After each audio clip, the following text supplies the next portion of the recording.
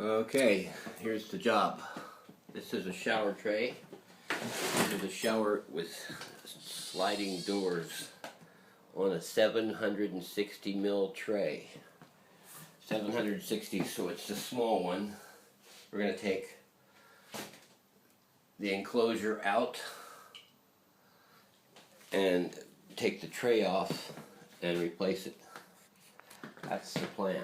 First thing I haven't figured out yet is where do I start? I'm looking for some screw holes somewhere. Well, when I find out, I'll let you know.